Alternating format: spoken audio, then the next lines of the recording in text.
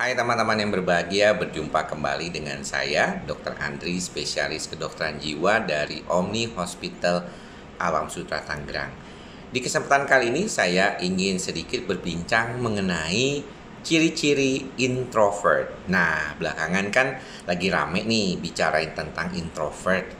Apa sih introvert itu? Jangan-jangan apa yang dibicarakan sama sebagian orang atau beberapa orang terkait dengan introvert itu tidak tepat.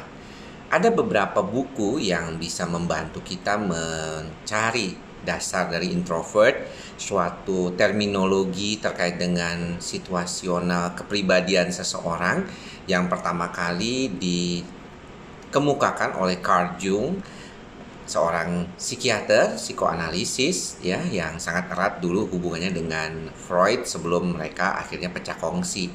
Dan kalau kita melihat dalam beberapa buku terbaru, misalnya Susan Cain di dalam bukunya yang berjudul Quiet: The Power of Introverts in a World That Can't Stop Talking, itu dikaitkan bahwa sebenarnya orang introvert itu bisa juga menjadi orang yang hangat, menarik untuk sebagian orang untuk berbicara dengan mereka, dan punya kekuatan yang sangat luar biasa ya dalam mengubah dunia ini gitu. Jadi bukan seseorang yang hanya diem, stigmanya kan demikian ya, pendiam, nggak mau ngomong sama orang.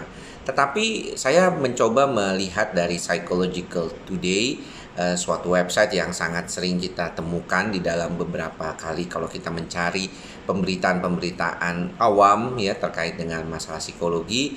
Susan Kraus-Wisburn dari Psychological Today ini menjelaskan sedikit banyak tentang beberapa hal yang mungkin kita bisa melihat bahwa oh, kalau misalnya seperti ini nih, inilah ciri-ciri seorang introvert. Yang pertama adalah dia menikmati kesendirian atau menikmati waktunya sendiri ya. Jadi kalau misalnya dia itu mencoba beraktivitas ya dengan situasi-situasi tertentu, biasanya mereka itu sangat senang ya dengan situasi-situasi di mana mereka itu punya kesempatan untuk sendiri.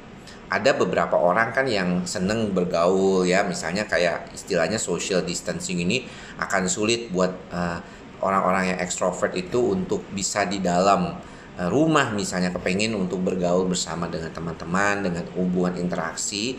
Tetapi kalau orang yang introvert, mereka suka ya sendiri gitu, mengerjakan bacaan atau memainkan game sendiri gitu.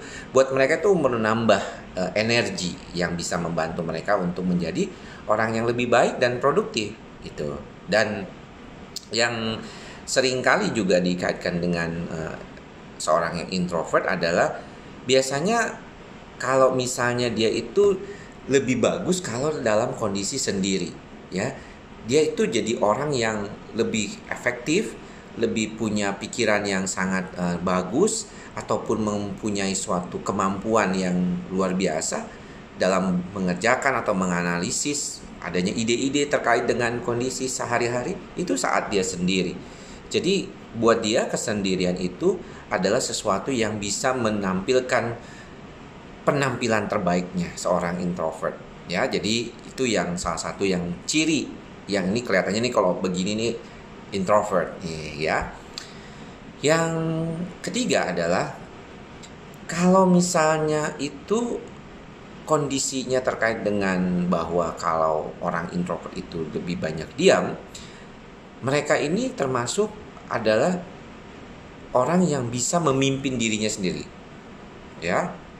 Jadi biasanya itu ketika orang yang berada pada situasi tertentu harus ada dipimpin oleh orang lain, maka dia biasanya akan mampu ya bisa di dalam konteks memimpin dirinya sendiri.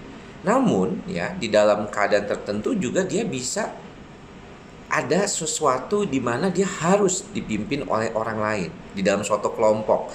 Makanya daripada itu ketika seorang introvert bertemu dengan seorang extrovert di dalam suatu kelompok, maka extrovert akan cenderung menjadi leader ya di dalam kelompok besar. Dia akan menjadi leader dan introvert ini akan mengikutinya.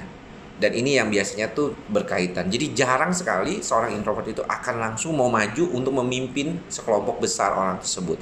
Tetapi kalau dia buat dirinya sendiri, wah dia bisa memimpin dirinya sendiri. Jadi akan lihat konteksnya adalah ketika dia bekerja di dalam ruangan ataupun kelompok besar dan dengan kondisi yang sedikit atau sendiri akan jauh lebih baik tentunya dengan sendiri.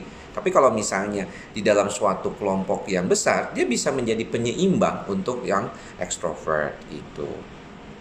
Nah, kalau di dalam kelompok maka orang yang ekstrovert dan introvert perbedaannya adalah kalau misalnya di kelas itu orang yang introvert akan harus ditanya dulu mungkin ataupun diminta pendapatnya ya daripada seorang ekstrovert yang misalnya dia langsung ingin menyampaikan pendapat atau ketika ditanya sesuatu siapa yang bisa dia langsung menjawab. Itulah perbedaannya yang dominan biasanya ya yang kita bisa lihat kalau introvert dengan ekstrovert. Biasanya jadi orang yang kalau di dalam artikel ini dikatakan dia jadi orang yang terakhir yang mengangkat tangannya ya. Jadi kalau kita punya teman-teman yang kelihatannya tuh memang jarang mau mengungkapkan perasaannya atau pikirannya kalau di depan umum dan lebih cenderung nanti aja kalau misalnya semuanya udah atau misalnya kalau mendapatkan giliran baru ditanya baru dia ngomong, itu salah satu orang yang introvert seperti demikian. Nah, salah satu juga yang berkaitan dengan pendapat tadi, kebanyakan orang introvert akan ditanya terkait dengan pendapatnya. Jarang orang introvert itu mengungkapkan terlebih dahulu pendapatnya. Jadi biasanya orang introvert akan ditanya dulu sama orang tentang pendapatnya baru dia ngomong. Ya bukan berarti dia nggak punya pendapat, tapi kecenderungan dia kalau ditanya ya baru dia jawab begitu. Itu ya orang-orang yang biasanya introvert itu akan lebih demikian ya. Dan biasanya orang introvert di dalam suatu keramaian, kayaknya sekarang ini banyak yang seperti itu, yaitu ketika di dalam situasi publik, mereka akan lebih sering menggunakan headphone ya. Karena buat mereka ketika mereka dalam kondisi yang tenang, sendiri, berada dalam konteks sendirinya itu, mereka akan merasakan lebih nyaman daripada harus berinteraksi. Jadi kalau misalnya orang introvert, mungkin kalau kita bisa lihat sedang berada di tempat terbuka seperti di publik ataupun di public transportation misalnya atau di kendaraan umum, itu nggak mungkin memulai pembicaraannya duluan. Biasanya orang yang ekstrovert yang akan memulai pembicaraannya duluan. Dan kalau kita lihat dia sedang menggunakan headphone, mungkin itu sebagai tanda ya buat kita, ya ini mah kayaknya memang nggak mau diajak bicara seperti itu.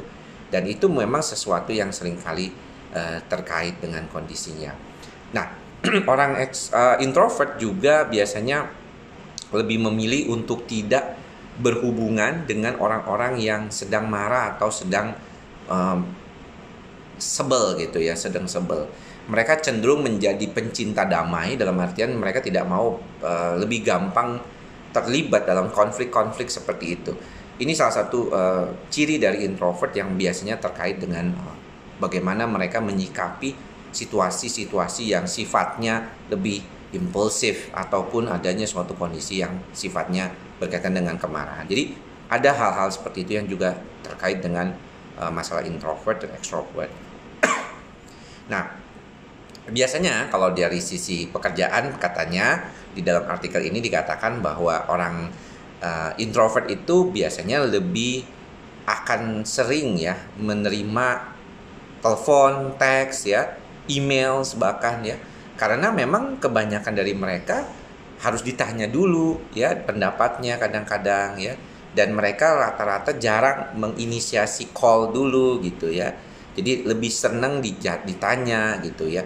Inilah yang membuat mereka mungkin jadi lebih banyak mendapatkan pesan-pesan karena ditanya, ini gimana kabarnya dan segala macam. Itu yang terkait dengan bagaimana mereka memulai untuk percakapan. Kalau misalnya ada orang seperti ini tentu jelas dia adalah seorang yang introvert ya kalau dari sisi klinis ataupun dari sisi kesehariannya.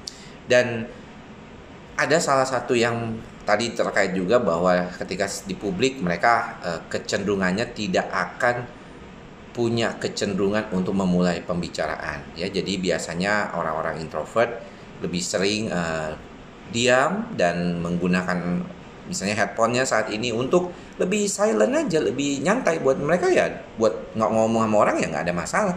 Toh mereka cukup senang, cukup bahagia dengan dirinya sendiri.